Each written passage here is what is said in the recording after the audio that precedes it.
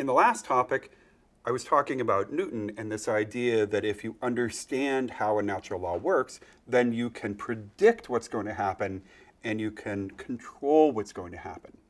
So what I hope you've done now is taken some time, just to say a lot of time, to watch the movie Longitude. And it is, to my mind, an absolutely wonderful movie on lots and lots and lots of different levels. It was based on a book by Dava Sobol, a woman who I actually know rather well, very, very nice woman and a phenomenal writer. I strongly recommend the book. But I also recommend the movie because the movie introduces another part to the story that helps us to understand time in some new ways. So most of the time, we're going to be talking about John Harrison, and that part of the story is very much out of Dava Sobol's book. The parts about Rupert Gould, however, are a little bit an add-on, and we'll deal with that, but maybe a little bit less, and then come back to it later in another topic. So in the movie Longitude, we really need to think about 2 or 3 things going on at the same time. First is the story of John Harrison in the 18th century. The second is the story of Rupert Gould in the 20th century. These 2 stories, of course, as you know, are linked together by the clocks, the timepieces that Harrison created and Gould restored. And one of the things that's most cool about this movie is when you start to watch the relationship of Harrison with the clock and Gould with the clock, and you start to see that the clocks are in some bizarre way a linkage between one time and another. So if you remember, when something happens good to Harrison, there'll be a quick cut, and then something good happens to Gould. It goes backwards too. Maybe Gould will walk into a room and Harrison will walk out of that same room. So really we're thinking about either a parallel sense of time, 2 stories going on at the same time, but we can also begin thinking about something that it will be a very modern idea, and we'll bring it up in another topic, and that's this concept that maybe one thing could affect something else in a whole other time.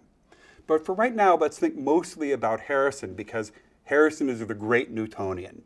Harrison is taking Newton's ideas and he's applying them. So previous to John Harrison, it was relatively easy to know the latitude. So you could sail around the world and you could know your latitude. It was extremely difficult, nearly impossible to know the longitude.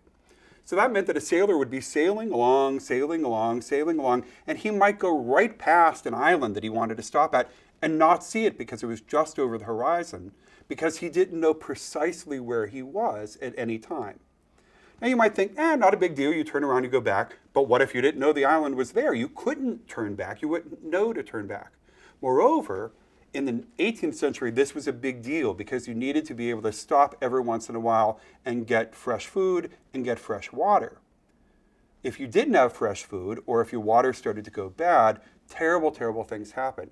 In general, actually, on warships, many more people died either because of error that sent a ship onto the rocks, or died because they got scurvy from bad food or bad water, not having enough vitamin C, than people actually died from fighting on a warship. So the idea of needing the longitude and the latitude were incredibly important, and before John Harrison, nearly impossible to do. Very simple theoretically. From Newton, we understand that if you knew the time in one place, and that you knew the time where you were, you could figure out the latitude by knowing how far you'd gone between one time or one place and another at one time and another. However, there were no good, accurate clocks that would work both on land and on the sea. So as you know from watching the movie, Harrison was the first person to create the sea clocks, the first person to make it possible to know exactly what time it was within seconds per month on the sea, right? Now let's think about that in a Newtonian sense. What has he done? John Harrison in the movie simply took the theory of Newton and time, longitude and latitude, and he, as an engineer, or as he would call himself, a mechanic or a mechanical, as an engineer, a mechanical, he created a thing. He created a timepiece, a clock.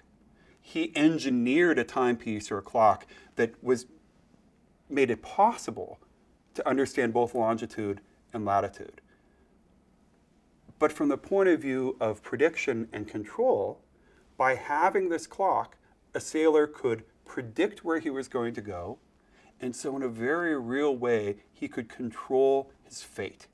He could say where he was going to go. He would know that he would be able to get food. He would know that he would be able to get water. He would know perhaps even where he could find the enemy. You remember there's a wonderful scene about halfway through the movie when the old admiral says, if we can understand the longitude and the latitude, we will run and own the whole seas. And then someone says, I don't think that's what they're actually interested in. And he says, who cares what they're interested in? Once we have the clock, the British Navy will be able to rule the seas so long as the Spanish don't get the clock, right?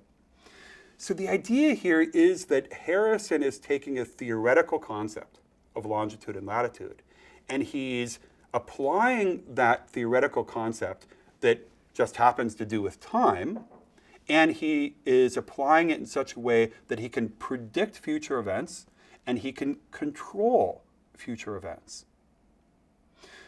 Then what's fun, I think, in the movie is to imagine why is it that it seems that Harrison had a particular skill set. He understood time in a certain way. And then Gould had a very similar skill set. He also had an incredible sense of time. Remember, in the movie, he was talking for 5 minutes, and he didn't have a clock, but he held up his hand at precisely 5 minutes, because they both seem to have this sort of internalization of how time worked. They somehow got time. Moreover, they seem to be related through these clocks, that the clocks would somehow make them do the same things or think the same things. And we'll talk about that when we get into quantum theory a little bit. But if nothing else, at this point, consider what's going on. Harrison was trying to figure out how to make a clock work on the high seas. Gould was trying to figure out what made Harrison work. And these are very different things, right? On the one hand, Harrison is trying to do something that seems like part of physics. On the other hand, Gould is trying to discover the genius of Harrison. And I think it's different because Gould would never say that he could then apply that genius. He could never control that genius. All he wanted to do was discover that genius. However, there were people who believed if you could understand how a person worked, how a race worked, how a community worked, how an economy worked, you could then predict it and control it.